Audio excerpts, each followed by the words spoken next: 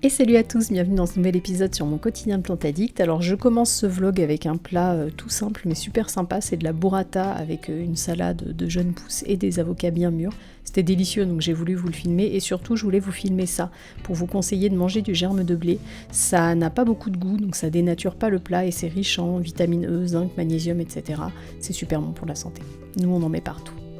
Et coucou! Alors on commence ce vlog dans la salle de bain. Je me suis dit que c'était d'actualité puisque la semaine prochaine je pars en Italie. Enfin au moment où vous verrez ce vlog je serai sur la route. Et je voulais vous donner des nouvelles de mon camélia. Vous vous souvenez, j'avais acheté un camélia en Italie l'année dernière. Que j'avais ramené, un camélia japonica. Que j'avais ramené presque sur mes genoux sur la place passager. Et qui a passé donc un hiver et un été. Alors j'y croyais pas trop, je sais pas si vous vous souvenez, j'avais beaucoup hésité à l'acheter puisqu'on m'avait dit qu'un camélia en plein soleil c'était pas possible sur un balcon plein sud. Et ben écoutez, ça va plutôt bien. Alors il n'est pas super beau, vous voyez, je lui ai enlevé pas mal de feuilles qui étaient tombées ici. Mais bon, on est à la sortie de l'hiver, donc je pense que c'est pas si catastrophique que ça. Moi j'arrose pas du tout le balcon de l'hiver, donc je pense qu'il a eu un peu soif sur certaines parties. Vous voyez cette branche là, je sais pas si je vais pas devoir la couper, mais bon, de manière générale je suis quand même plutôt contente. Et surtout, regardez ça, et là je suis extrêmement contente. En fait il est rempli de boutons, donc l'année dernière j'avais eu, enfin quand je l'ai ramené j'avais eu pas mal de fleurs. Ensuite j'ai eu des parties comme ça là, pointues, donc maintenant je sais que ce sont des bourgeons de feuilles. Vous voyez tout ça, hop, c'est quand les nouvelles feuilles arrivent. Et là, j'ai plein de bourgeons qui sortent. Donc envoyez-moi tous vos conseils. Je pense que là c'est le moment de lui donner de l'engrais pour soutenir tout ça. Mais je suis quand même super fière. Voilà, il a passé un été plein sud, en plein soleil. Alors je sais pas si j'aurais pas dû le couper un peu à l'automne ou est-ce que c'est le moment maintenant, je sais pas. Par exemple cette partie là je devrais peut-être la couper pour qu'il soit plus touffu. Ça j'avoue que moi j'y connais pas grand chose, je suis plus forte en plantes d'intérieur. Mais bon voilà, je suis quand même plutôt contente de l'avoir tenu. Et alors si ça fleurit, ça va être incroyable. Mais j'espère que ça va pas fleurir pendant que je suis en vacances. On verra. La réflexion que je me fais aussi, c'est que je pense que cet hiver, il a pas fait... Vous voyez, quand je vois ces parties-là, je pense qu'il a... Enfin, c'est pas je pense, c'est certain. Il a pas fait très froid cet hiver et je me demande si j'aurais pas dû arroser. C'est vrai que moi, sur le balcon, j'ose pas arroser de tout l'hiver. J'ai toujours fait ça et ça se passe très bien pour les Hoya et tout ça. Et là, je vois que tout le monde a quand même très soif. Donc j'aurais peut-être pu. Mais bon, à chaque fois que j'ai voulu arroser, je me disais je vais arroser et puis il va geler derrière et je vais regretter. Donc voilà, bon, je pense que ça a eu froid et certainement que l'hiver prochain, ça ira mieux. Mais bon, on est pas mal. Et coucou! Alors c'est notre petit rendez-vous de la semaine. Je voulais vous parler de pas mal de trucs aujourd'hui. Alors est-ce que je commence par les plantes ou le reste? On va commencer par les plantes. Mon Anthurium cristallinium, est-ce que vous vous souvenez? Je vous l'avais montré lors de mon haul sur les plantes que j'ai achetées à Paris, donc à Carrefour B2, là, la super adresse. La petite, enfin petite, il n'est pas si petit. Donc voilà, qui a 3 feuilles. Je vous l'ai montré et regardez. J'en ai une qui est en train de sortir. Est-ce que ça veut bien faire le focus? Voilà. Elle est contente, la dame. Bon, on peut pas vraiment dire que ça soit grâce à moi puisque j'ai rien fait. Je l'ai juste bien exposé. Je l'ai pas rempotée pour l'instant. Vous voyez le substrat, c'est une espèce de tourbasse. Enfin, pour moi, c'est un truc qui est beaucoup trop rétenteur. Maintenant, d'une part, je m'y connais pas encore en anthurium. Et d'autre part...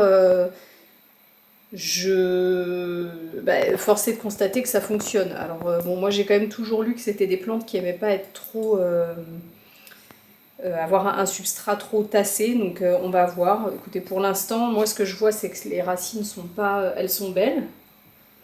Alors j'hésite toujours à vous montrer en dessous parce qu'à chaque fois que je fais ça pour pencher le pot, je me renverse tout sur moi. Est-ce que vous allez voir? Voilà. Vous voyez, les racines sont en bon état, par contre, clairement, elles sont pas nombreuses, quoi.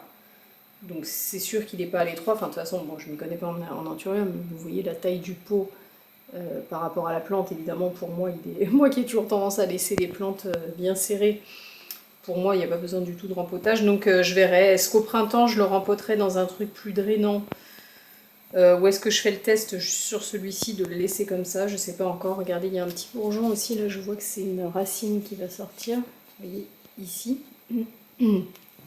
Je sais que les anthuriums, c'est des plantes qui montent. Alors, c'est pas des plantes grimpantes, mais c'est des plantes... Enfin, si grimpantes quand même, mais bon, pas comme un monstera ou quelque chose comme ça. Mais c'est des plantes qui, à force, en fait, vont... au fur et à mesure que les feuilles sortent, le tronc va monter. Et il y a des racines qui sortent partout sur le tronc. Je sais qu'il y en a certains qui les tutorent. Moi, je ne vais pas le tutorer. Il y en a aussi qui les enterrent au fur et à mesure, qui mettent des pots hauts. Mais je me dis, dans ce cas-là... Oui, d'ailleurs, en vous le disant, je me dis c'est pas bien logique, parce que là, si je veux enterrer ça, il faudrait enterrer jusque-là et les autres feuilles, bon bref.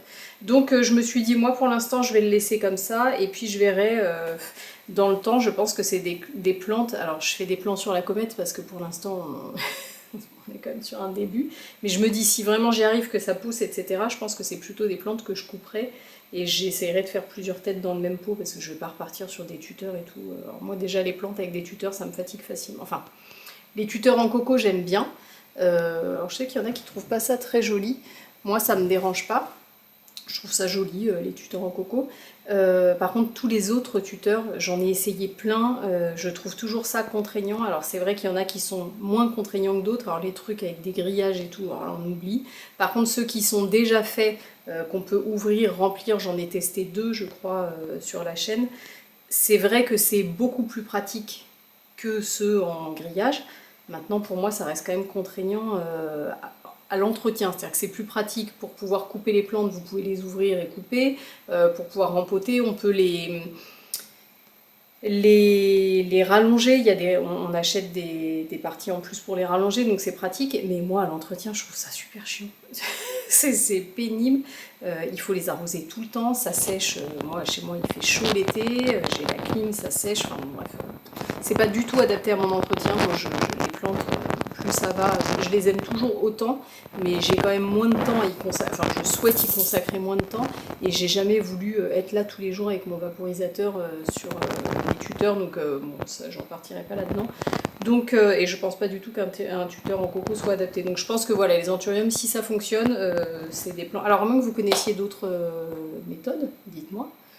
Mais sinon, je pense que c'est des plantes, voilà, quand ça montera trop et qu'elles seront pas bien, je les couperai et je mettrai une autre tête dans le pot pour avoir un truc bien fourni. Enfin voilà, en tout cas, lui, je l'aime d'amour. Là, les anthuriums, en ce moment, ça me plaît beaucoup. Surtout ça, là, les belles nervures comme ça. Magnifique. Et donc, on est content, il pousse. Voilà. Ensuite, je vais vous montrer une orchidée qui refleurit pour mon plus grand bonheur, que j'aurais pu dépoussiérer avant de vous faire les... Ah non, elle n'est pas trop poussiéreuse. Aussi un peu quand même. Si, j'aurais pu la dépoussiérer avant la vidéo. Regardez. Oh là là, qu'elle est belle. Alors ça, je ne sais pas si vous vous souviendrez, c'est une orchidée qui est symbolique pour moi, comment dire, sentimentale, puisque c'est une orchidée que j'avais achetée pour nos 10 ans avec mon mari. Donc ça fait 1 an et demi que je l'ai achetée.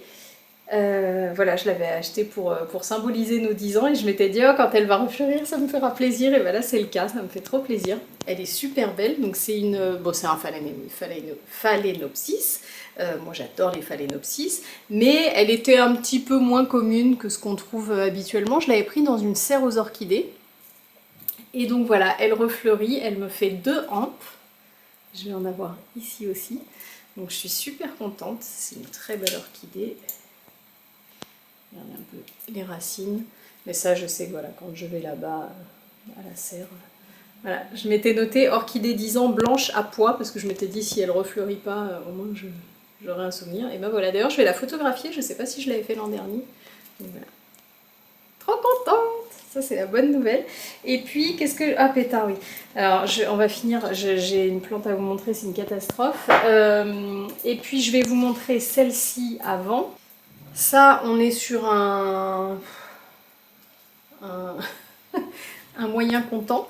Alors, ça va bien, elle va bien. Pareil, je ne l'ai pas rempotée, les racines vont bien, tac, tac, tac, ça pousse. Regardez, il y en a encore une qui arrive là. Et depuis que je l'ai eue, il y a une nouvelle feuille qui est arrivée.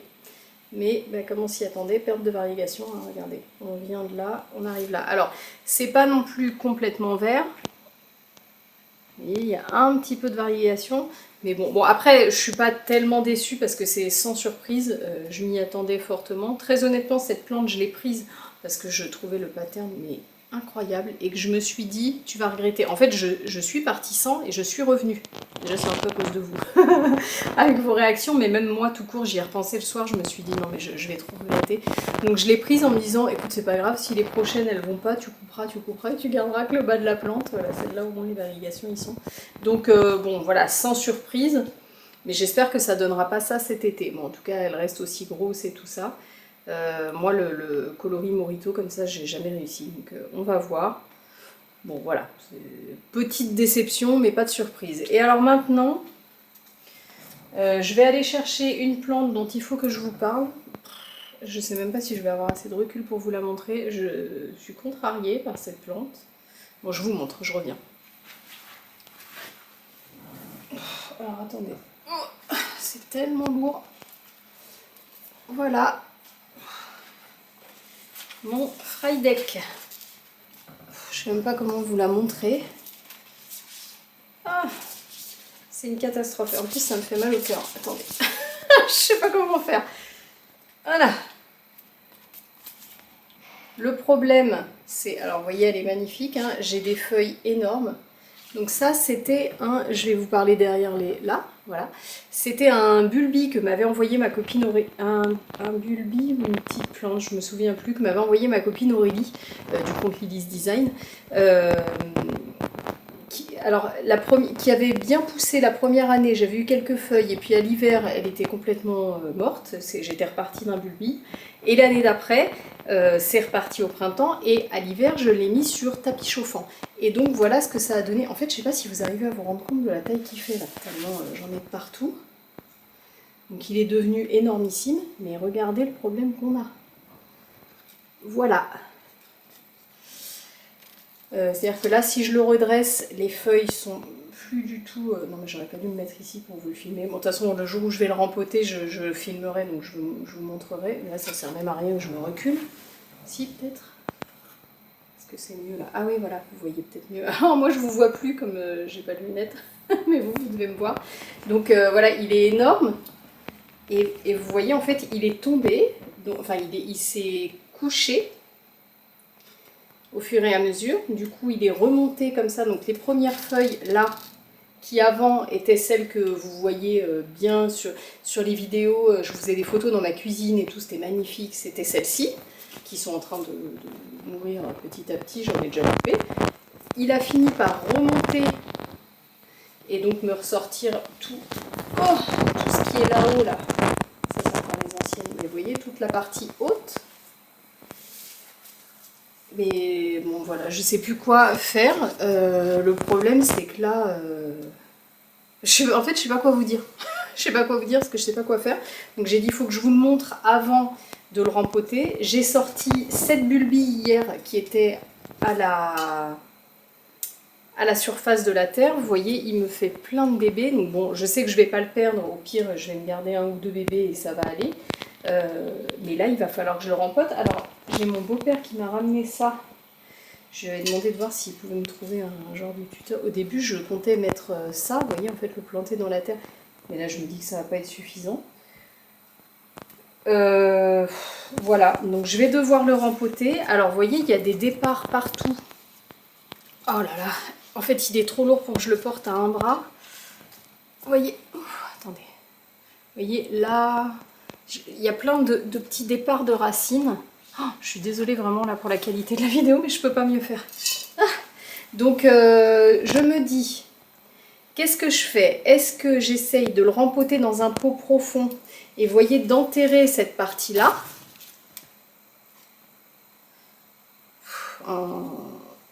ouais, je sais pas trop comment, parce que là, en fait, les racines sont comme ça et le tronc est comme ça. Alors, est-ce que je fais ça? Est-ce que je coupe? Là, vous allez faire un arrêt, mais je me dis, est-ce que je coupe à ras et puis je mets ça genre dans du pont ou un truc comme ça et j'essaye de le faire repartir. Mais bon, il ne pourra pas soutenir tout ça de feuilles sans racines. Je sais pas, les gars. Je sais pas quoi faire. Je suis un peu dépitée.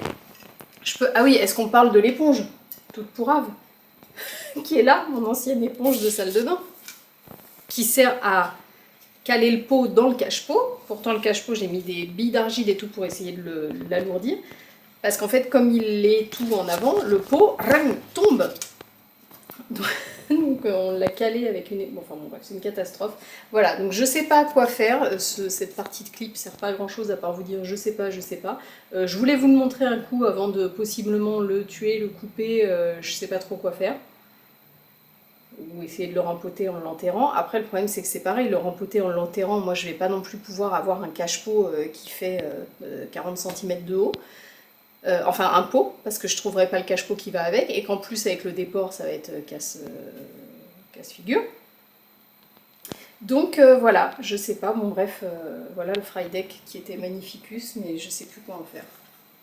Voilà, vous l'aurez vu, peut-être que vous le verrez plus. Je rigole, mais j'ai un peu les bouliches quand même, hein.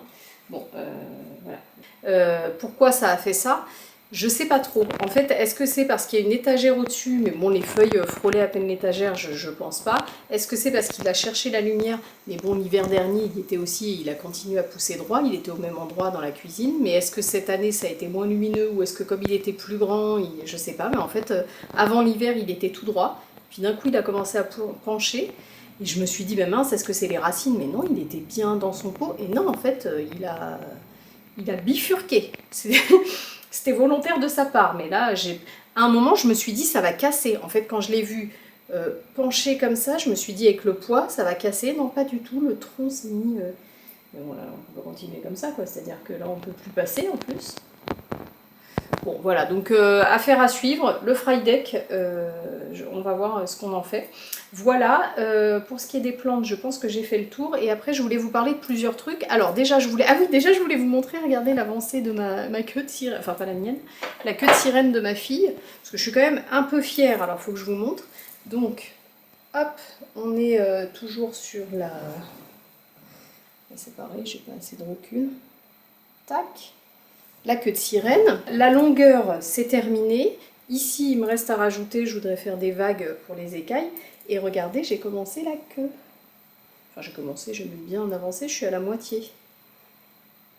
En fait, ça me faisait plaisir de vous montrer ça, mais je suis pas sûre que vous allez vous rendre compte de grand-chose, là. Hop, voilà, donc ça, c'est la première partie. Vous voyez, ça va faire ça. Et après, il y aura une deuxième partie, tac, de queue comme ça, qui va être cousu en bas. Ça va donner quelque chose comme ça quand ça sera cousu sur le bas. Voilà, donc ça je suis plutôt contente de l'avancée des travaux. On n'est pas au bout encore, mais en ce moment je reprends goût le soir à faire ça, donc j'avance un petit peu tous les soirs. Puis en même temps j'ai intérêt parce que ma fille vient voir tous les jours où est-ce que j'en suis. Comme c'est des traits de couleur, et ben elle peut surveiller, donc elle vient regarder tous les soirs si j'ai avancé, parce qu'une fois que c'était un grand truc comme ça, elle se rendait plus compte de la taille, mais elle voit avec les couleurs. Donc voilà, ça avance pas mal. Et je voulais vous parler aussi, tant qu'on est dans les trucs des enfants, d'une activité que j'ai faite avec ma fille la semaine dernière, je crois. C'est la pâte à sel. Et je me suis dit, je vais vous en parler parce que c'est un truc, on n'y pense pas souvent. En fait, déjà parce que j'ai eu pas mal de réactions sur Instagram quand je l'ai montré. Et je me suis dit, c'est vrai qu'on n'y pense pas. Enfin, en tout cas, moi, j'y avais jamais pensé. Vous voyez, ma fille a 6 ans et demi, j'avais jamais fait ça avec elle. En fait, c'est tout bête. Je veux dire, la pâte à sel, ça coûte pas cher à faire. C'est rapide. Et elle a adoré. Donc voilà, je me suis dit avec les vacances qui arrivent, d'ailleurs même je pense que certains sont déjà en vacances, ils les ont peut-être même terminés quand vous verrez cette vidéo. Mais voilà, en tout cas, même pour les week-ends ou pour ceux qui, comme moi, vont être en vacances là, ça peut vous donner une idée. C'est trop cool, la pâte à sel. Donc la recette est simple, hein, vous la trouvez sur Internet. Moi, j'ai regardé sur Internet. Et voilà, elle s'est éclatée avec ça. Alors, elle l'a pas utilisé exactement comme j'aurais cru, c'est-à-dire que moi je pensais qu'elle allait modeler, qu'on allait modeler des trucs ensemble, comme quand elle était petite avec la pâte à modeler, ou comme moi quand j'étais petite avec la pâte à sel. Voilà, on fait par exemple un bonhomme ou un truc, je sais pas, j'allais dire un cendrier, nous on fume pas, mais moi je faisais ça pour mes parents, et puis après on le laisse sécher. Alors je crois que ça se cuit pas la pâte à sel, du coup j'ai pas regardé parce qu'elle l'a pas fait, et puis après on le peint et tout ça. En fait ma fille a utilisé ça comme... elle se faisait des buts avec et elle montait dessus avec ses camions. Bon voilà, elle l'a pas utilisé comme un truc pour former quelque chose. D'un autre côté, c'est pas tellement grave parce que ça fait un bazar de plus. Moi, tous ces trucs-là, enfin les mamans de jeunes enfants doivent se reconnaître là-dedans, hein, dans mon discours. Tous ces trucs-là, c'est cool, les perles à repasser et tout ça, mais après, en fait, ça fait 50 000 trucs qui restent. Donc moi, les perles à repasser, par exemple, j'ai mis des années à lui dire qu'on pouvait les repasser. En fait, au début, c'était juste, je lui donnais un présentoir. Elle mettait, alors au début, pour travailler la motricité fine, elle mettait les perles sur les petits picots, et puis après elle faisait des couleurs, et puis après j'ai fini par lui montrer des modèles qu'elle pouvait faire, mais après on enlevait les perles et on les rangeait, quoi. C'est que cette année que j'ai commencé à lui repasser des trucs pour qu'elle ait les pièces qu'elle avait faites. Parce que sinon, donc voilà, bon, la pâte à sel, je me dis finalement c'est pas bien grave. Mais voilà, en tout cas, je vous donne l'idée si ça peut vous servir pour les vacances. Et la dernière chose dont je voulais vous parler, bon, c'est un peu un fourre-tout, hein, je vous avais dit maintenant sur les vlogs, je vous parle toute la semaine, je note ce dont je dois vous parler, c'est le collagène. J'ai eu pas mal plus de réactions que ce que j'aurais cru par rapport au collagène sur mon dernier vlog. Vous étiez nombreux à me demander pourquoi, à me demander un retour, car a priori ça intéresse beaucoup de gens. Et donc voilà, alors le collagène, pourquoi moi je suis partie là-dessus? En fait, j'ai commencé une cure d'acide hyaluronique. Alors je l'ai pris sous forme de gummies, vous savez, c'est des petits trucs comme ça à mâcher, ça ressemble à des bonbons. Je l'ai pris comme ça, pourquoi? Parce que je me suis dit que ça serait plus sympa à prendre tous les jours. Moi j'ai un peu de mal avec les gélules, là, le côté plastique, avaler du plastique. Alors ça me dérange pas quand je dois prendre un médicament, mais là on est sur des cures de 6 mois, ça me pèse un peu. Et je me suis dit, bon, j'avais peur du goût. Alors moi j'ai commandé chez L'Achillée. Pourquoi? Parce que c'était un truc qui était fait en France, qui était vegan, et que la personne qui en parlait, c'est une fille que je connais, donc je me suis dit, bon bah a priori je vais vers un truc sérieux. Voilà, bon, j'ai essayé celui-ci comme j'aurais pu en essayer un autre. En tout cas pour celui-ci, le goût est ok, parce que j'avais un peu peur du goût des gummies. J'ai profité qu'il y ait une promotion et j'ai pris 3 mois de cure, mais il conseille 3 à 6 mois. Donc ça c'est de l'acide hyaluronique. J'ai commencé par ça. Alors déjà pourquoi je prends ça, tous ces trucs là? Parce que moi j'ai 38 ans et que donc bah, forcément j'avance dans le temps et que je voudrais prévenir les signes de l'âge avant qu'ils apparaissent. C'est-à-dire que j'aimerais bien ralentir l'apparition des rides plutôt qu'après avoir à traiter les rides. J'avais l'impression qu'il y avait quelqu'un. Et voilà, je préfère essayer de prévenir plutôt que guérir. Je commence moi à avoir des petites rides, alors avec cette caméra qui rend beau, vous le verrez pas, mais je commence à avoir des petites rides ici qui apparaissent et sur le front. Donc voilà, je me suis dit, en fait je sais qu'à partir de, mais déjà à partir de 30 ans, la production de collagène et d'acide hyaluronique commence à baisser, donc je me suis dit bah, l'idée c'est de contrebalancer. Je suis passée aussi aux crèmes et tout ça anti-rides cette année, j'en parle plutôt sur Instagram, c'est vrai que j'en ai pas parlé beaucoup ici. Je teste pas mal de trucs anti-rides, parce que moi vous le savez, mes crèmes, enfin tout ce qui est cosmétique, je veux des compos qui soient clean. Mes compos clean, ça veut pas forcément dire produit efficace, donc c'est toujours un peu la difficulté. Donc je teste beaucoup de choses. Si ça vous intéresse, je vous invite à venir me rejoindre sur Instagram. C'est vrai que j'en parle plus là-bas, il faudrait que je le fasse ici. Donc je teste beaucoup de produits et puis bah voilà, une fois que je vous dis, même quand je suis pas satisfaite. Et je me suis dit, eh bien finalement, plutôt que de traiter en superficie, est-ce que ça serait pas plus intéressant de traiter par l'intérieur finalement, plutôt que je mets des sérums au collagène, à l'acide hyaluronique, etc. Mais est-ce que ça serait pas plus intéressant d'y aller voilà, par des compléments alimentaires? Donc j'ai commencé par ça, par l'acide hyaluronique. Alors en toute honnêteté, moi pour l'instant je vois pas beaucoup de résultats. Maintenant, il y a deux choses. D'une part, j'ai pas été hyper régulière, parce qu'avec l'histoire de Rollo, là, j'ai complètement arrêté au bout de 3 semaines de cure, j'ai arrêté pendant plus de 2 semaines, donc forcément c'est un peu comme si je repartais à zéro. Je pense qu'en fait il y a un de mes bidons, je vais dire un de mes flacons, qui a servi à rien, quoi. Donc je vous ferai un retour après les 3 mois de cure correctement fait. Ma maman, on a acheté ça à 2, ma maman a pris 3 mois aussi, et elle, alors qui en plus a plus de signes de l'âge que moi, voit vraiment des résultats, et tout le monde lui dit autour d'elle, donc j'ai quand même bon espoir que ça fonctionne. Et là, donc je commence le collagène marin parce que, alors c'est un peu la même chose, le collagène marin et l'acide hyaluronique. De manière générale, c'est fait pour prévenir le vieillissement cutané, les signes de l'âge, etc. Il y en a un, alors je crois que c'est l'acide hyaluronique qui va jouer un peu plus sur l'hydratation de la peau, et le collagène, alors marin pour moi, il y a du collagène végétal, mais je ne crois pas qu'il y en ait à ingérer, je crois que c'est plutôt dans les... ce qu'on retrouve, pardon, dans les cosmétiques. Bon, moi je suis pas végane, donc ça me dérange pas, mais le collagène marin, voilà, c'est à base de poisson. Ça va plutôt être pour l'élasticité de la peau, la tension de la peau. Et l'association des deux, c'est le mieux. Donc moi je me suis dit, bon, bah, quitte à essayer, je fais les deux. Donc voilà, ça fait, j'allais dire plus d'un mois, mais on va dire que ça fait moins d'un mois que j'ai commencé sérieusement en tout cas. Et le collagène marin, là, que j'ai pas pris, je reviens. Je prends celui-ci. Donc c'est Laboratoire Gragnon et j'en suis très satisfaite. Enfin, je le trouve agréable à prendre, je ne sais pas encore si c'est bien. Je l'ai pris aussi, alors moi c'est surtout pour le côté voilà, élasticité de la peau, je voulais voir si ça joue. Et je sais que ça joue aussi pour tout ce qui est articulation et tout ça. Bon, moi c'est pas pour ça que je le prends, moi c'est clairement pour un côté beauté, mais vous voyez celui-là c'est décontractant musculaire. Je sais que ça joue aussi sur, c'est pareil, le vieillissement des articulations. Ça va aider à... Alors je sais plus, il y en a un qui repulpe. Non, ça doit être l'acide hyaluronique puisque ça garde l'hydratation. Mais les deux jouent sur l'hydratation, sur le fait de repulper alors pour les rides, mais c'est pareil pour les articulations, ça garde les articulations bien hydratées. De toute manière, comme nous on en produit de moins en moins avec l'âge et que ça va abîmer les articulations, et ben ça va les protéger entre guillemets. Bon, moi c'est pas pour ça que je le prends, mais on verra. Moi j'ai des douleurs parfois au genou.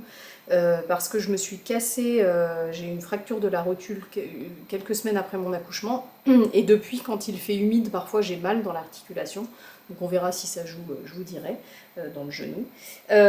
Donc le premier retour que je peux vous faire, c'est qu'il est bon à prendre, celui que vous avez vu dans la vidéo. Alors pourquoi j'ai pris cette marque-là ? Par hasard. En fait, et d'ailleurs je voudrais bien des retours de votre part si vous le prenez. Moi j'étais attirée par le collagène marin de chez Aromazone. Aromazone, je trouve leurs produits super, moi je prends beaucoup d'huile essentielle chez eux, je prends les poudres pour les cheveux, je prends plein de choses là-bas, j'ai toujours été hyper satisfaite de la qualité de leurs produits. J'ai vu qu'ils faisaient du collagène marin, seulement ils le vendent comme collagène marin neutre. Et dans les commentaires, dans les avis, parce que moi je lis toujours les avis et je vous invite à le faire quand vous achetez un produit, c'est vraiment, à mon sens, le mieux à faire, c'est le plus là où on a les vraies réponses.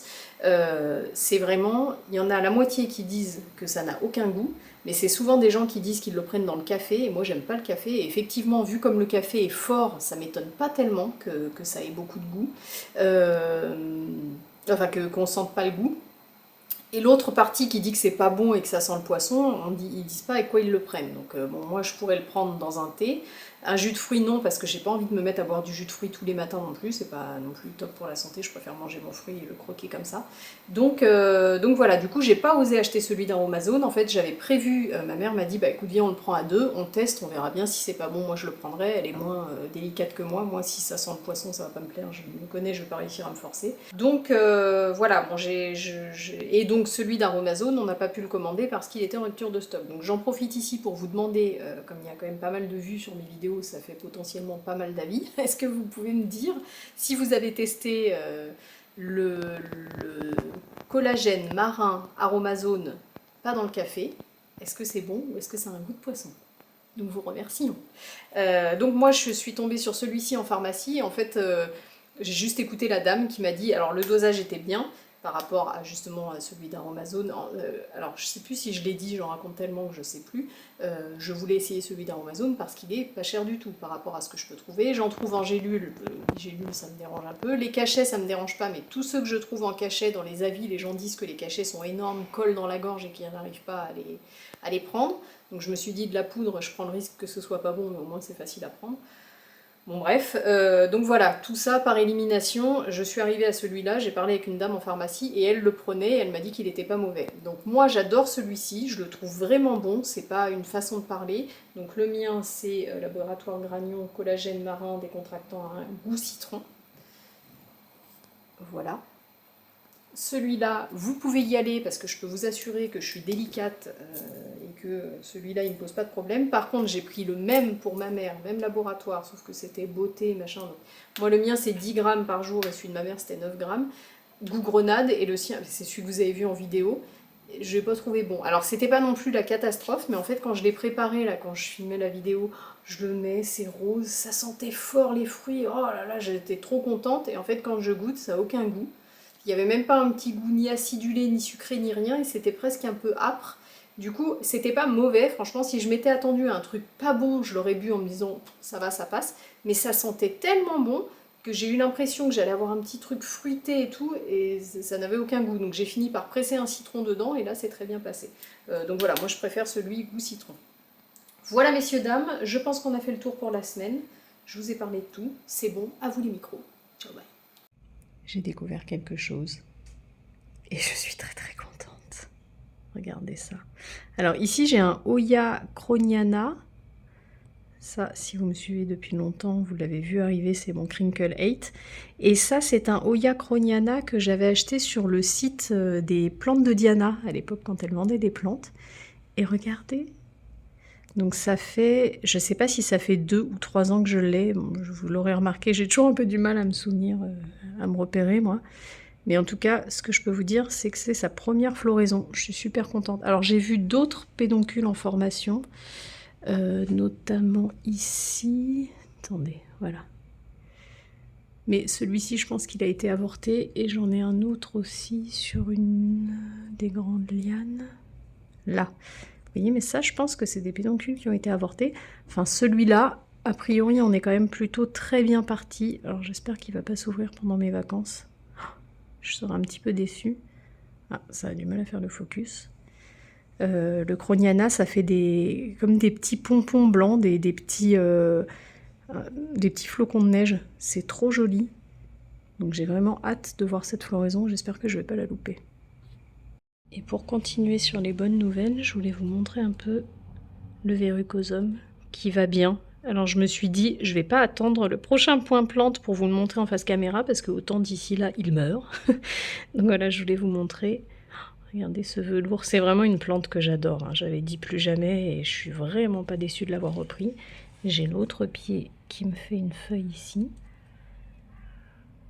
Donc je pense qu'on est plutôt pas mal. Je ne l'ai pas rempoté depuis que je vous l'ai montré en haul. Je l'ai tutoré. Et voilà. Et je l'arrose aux EM. Alors je le douche souvent par contre. Un bonheur. Il est magnifique. Bon, quand même, je suis pas peu fière de l'avancée de la queue-tyrène de ma fille. Donc je vous montre ça. Alors ça ressemble pas encore... Hop, à la fin ça va être cousu comme ça. C'est difficile de vous donner une idée comme ça, mais voilà, on verra plus le bas de la couverture. Ça va donner quelque chose comme ça. Et oui, toute cette partie-là est finie. J'ai fini la queue, ça y est. Et là, alors ça va être le plus long. Je voulais faire 3 rangées en fait, comme ça, là. 1, 2, 3 de petites vaguelettes qui font un peu penser aux vagues et un peu à des écailles, mais en fait c'est hyper long et encore j'ai simplifié le point, donc je suis pas sûre d'en faire 3, mais voilà, ça avance bien. Et en fait en voyant ça, en vous montrant ça, je me rends compte que ma fille grandit. Bon, je l'ai fait plus grand volontairement, je vous le filmerai sur elle quand ce sera fini. Je pense que ça aurait suffi, mais je l'ai fait plus grand pour qu'elle puisse la mettre longtemps quand même. Voilà, bon, je suis quand même plutôt contente de moi.